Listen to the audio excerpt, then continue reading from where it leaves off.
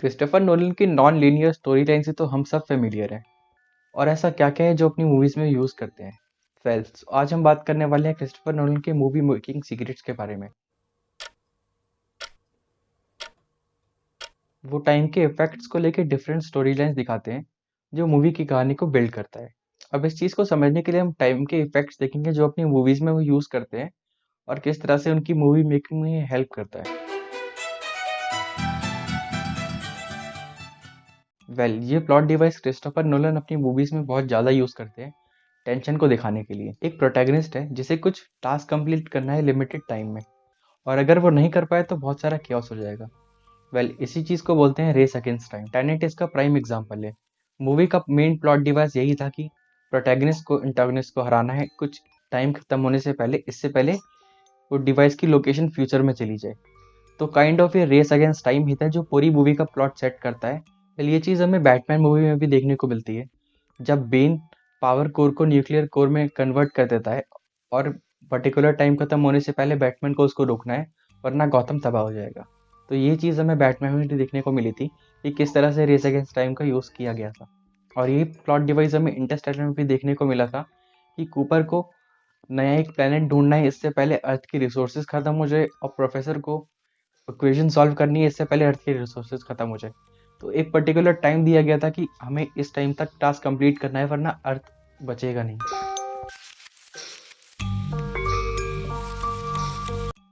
अब डंकर्क में भी इस चीज़ को दिखाया गया था कि किस तरह से सी का एक अपना अलग बैटल चल रहा है, बीच का अपना एक अलग बैटल चल रहा है, लोग सरवाइव कर रहे हैं, और एयर पे कुछ और बैटल चल रहा है और लोग सरवाइव कर रहे हैं और एक दूसरे को बचाने की कोशिश कर रहे हैं। और एंड ऑफ द मूवी चीज़ें कनेक्ट होने लगती है और हमें समझ आता है कि कहाँ पे क्या चल रहा था और ये सब किस तरह से कनेक्टेड है। तो ये स्टोरी को पूरा कंप्लीट करता है at the end of the movie. Batman begins में हमें एक अलग स्ट्रक्चर देखने को मिलता है जिसमें पास्ट और प्रेजेंट की टाइमलाइन एक साथ चल रही होती है, और मिडल ऑफ द मूवी उन चीज़ों को मर्ज कर दिया जाता है और दिखाया जाता है किस तरह से बैटमैन बैटमैन बना। ओपनहाइमर में भी हमें पास्ट और प्रेजेंट की टाइमलाइन दिखाई जाती है ब्लैक एंड वाइट और कलर के कॉम्बिनेशन में।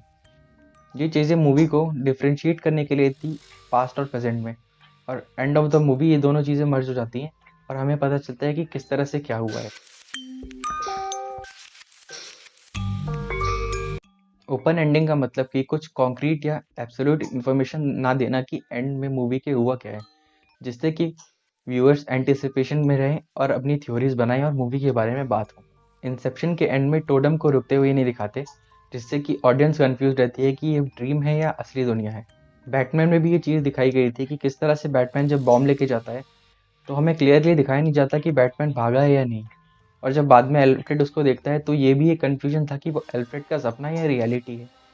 एंड ऑल्सो रॉबिन को लेके भी एक चीज़ थी कि वो बैटमैन बना या रॉबिन बना। तो ये चीज़ ओपन एंडिंग के लिए रखी गई थी कि अगर मूवी आगे बननी हो या ऑडियंस के लिए थ्योरीज बनाने का मौका हो। इंटरस्टेलर के एंड में भी यही दिखाया जाता है कि डॉक्टर ब्रेंट एडविन प्लेनेट पे है और उन्होंने वह अपनी कॉलोनी सेट कर ली है। एंड फिर कूपर एक प्लेन लेके जाता है डॉक्टर एडविन को लेने या उनके पास पहुंचने, और फिर मूवी एंड हो जाती है इस सवाल के साथ कि क्या कूपर उनके पास तक पहुंच। अब इसमें ये आर्ग्यूमेंट हो सकते हैं कि नोलन की मूवीज में रियलिज्म कैसे, मतलब इंटरस्टेलर स्पेस में शूट हुई थी, ऐसा तो हो नहीं सकता। सो चलो इस चीज़ को दूसरे पर्सपेक्टिव से देखते हैं।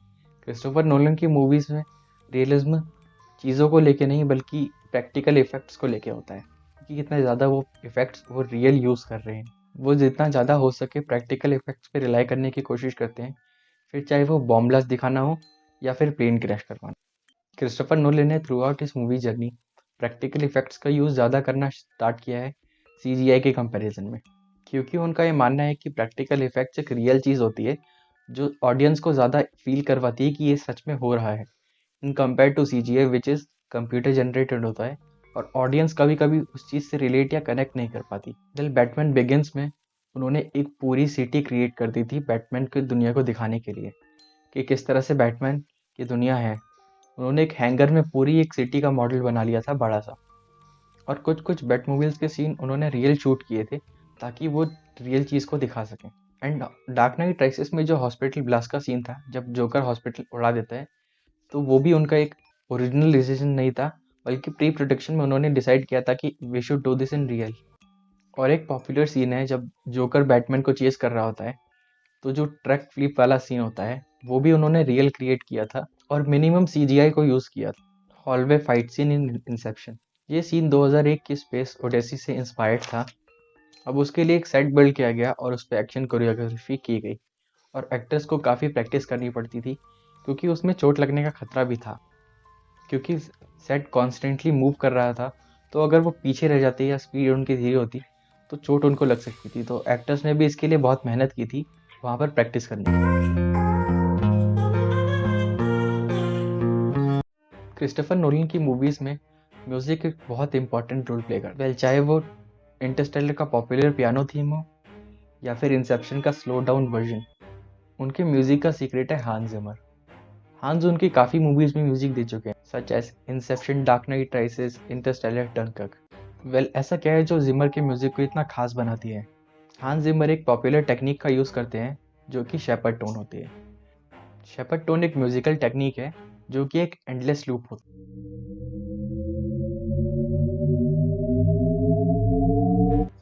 इसमें 3 ऑक्टेव्स को एक साथ प्ले किया जाता है एक सेमीटोन के डिफरेंस पर। सेमीटोन्स के डिफरेंस पर एक साथ प्ले करना म्यूजिक में बहुत टेंशन बिल्ड करता है और सीन को बहुत chaotic बना देता है।